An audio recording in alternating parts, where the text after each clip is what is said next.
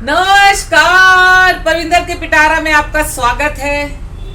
आज हम फिल्म जगत की उस शख्सियत के बारे में बात करेंगे जो इस संसार से कूच कर गई हैं। जी हाँ, आपने ठीक समझा, लता मंगेशकर जी, जिन्होंने हिंदुस्तान में नहीं पूरे दुनिया में जो है अपना परचम लहराया। इतने सारे उनके नाम पर जो है रिकॉर्ड है। वो ऐसी सौभाग्यशाली गायिका रही हैं जिनके गाने से इस देश के प्रथम प्रधानमंत्री की आंख में आंसू आ गए, और ऐसी सौभाग्यशाली अपने काम से वो साबित हुई कि जिनके अंतिम संस्कार पर देश के वर्तमान प्रधानमंत्री जी पहुंचे। तो लता मंगेशकर ऐसी शख्सियत थी जिन्होंने हजारों गाने गाए, और उनका पारिवारिक जर्नी जो शुरू होती है 4 बहनों और 1 भाई में।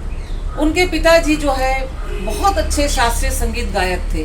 वो अपने किसी छात्र को कोई राग सिखा रहे थे, तब लता जी 5 वर्षीय थी, तो वो बच्चा गलत गा रहा था। जैसे उनके पिता उठ के कहीं गए तो लता जी ने 5 वर्षीय लता जी ने उनको कहा, ये राग ऐसे नहीं ऐसे गाया जाता है।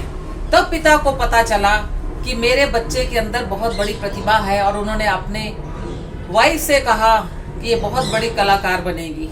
धीरे धीरे करते लता जी ने गाना सीखा, और लता जी ने जो है पिता के चले जाने के बाद घर के बड़े माँ और बाप का फर्ज अपने छोटे भाई बहनों के लिए पूरा किया, और कम उम्र में उन्होंने गाना शुरू कर दिया।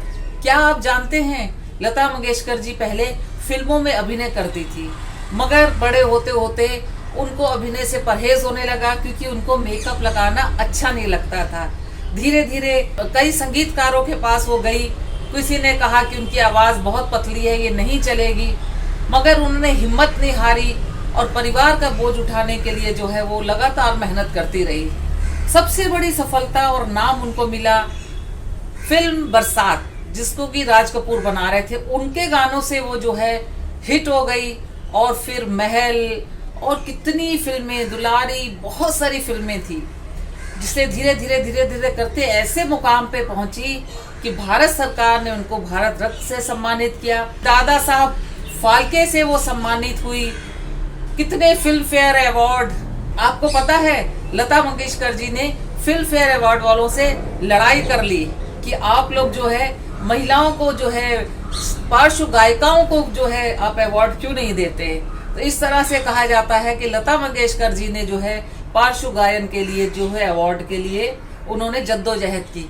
फिर उनको पहले साल अवार्ड दिया गया, फिर लगातार 2-3 साल दिया गया, और बाद में उन्होंने कहा कि भाई अब और लोगों को चांस दिया जाए, मेरे को बहुत हो गया। पद्मश्री, बहुत सारे अवार्ड, बहुत सारे, कितने फिल्म फेयर अवार्ड, और बहुत मान सम्मान जो है उनको इस अपनी कला के माध्यम से मिला।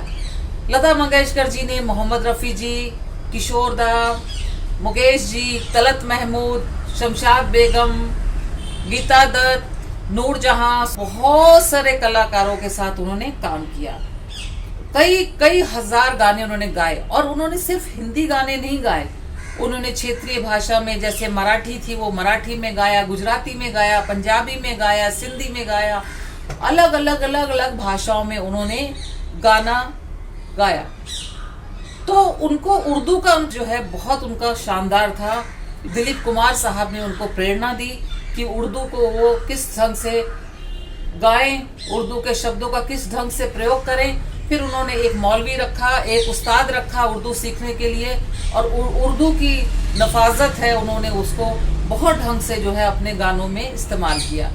लता मंगेशकर जी जो है हमारे देश की शान बान थी। पिता के गुजरने के बाद लता मंगेशकर घर की बाप भी बन गई और माँ भी बन गई, और बहुत जद्दोजहद करके उन्होंने अपने छोटे भाई बहनों को पाला। बहुत मेहनत मुशक्कत करके वो स्थान उन्होंने बनाया, जिसके वजह से आज हम सब हिंदुस्तानी क्या पूरे विश्व के लोग उनको जो है मिस करते रहेंगे। शारीरिक रूप से वो नहीं है, मगर जो है उनके गाने, हजारों गाने होने की वजह से वो हमेशा हमारे दिलों में जिंदा रहेंगी, और उनके गानों की गूंज हमारे कानों में गूंजती रहेगी। ये तो हो गया एक शख्सियत के बारे में, एक मुकम्मल शख्सियत जिसने जो है पूरी जिंदगी शादी नहीं की और सोशल वर्क भी वो जो है करती रही और काम ऐसे वो करती रही सबका ध्यान रखते हुए। वीर ज़ारा फिल्म में यश चोपड़ा के लिए उन्होंने गाया और उसमें उन्होंने मेहनताना नहीं लिया, मगर बाद में जो है यश चोपड़ा जी ने उनको एक खूबसूरत कार प्रेजेंट की। वो गाड़ियों की बहुत बड़ी शौकीन थी, डायमंड पहनने की बहुत बड़ी शौकीन थी, पन्ना उनको बहुत पसंद था और उन्होंने अपनी शर्तों पे जो है फिल्म इंडस्ट्री में अपना मुकम्मल स्थान बनाया। आज के लिए इतना ही, धन्यवाद, नमस्ते। हम लता जी के लिए प्रार्थना करते हैं कि ईश्वर उनको अपने चरणों में जगह दे। धन्यवाद।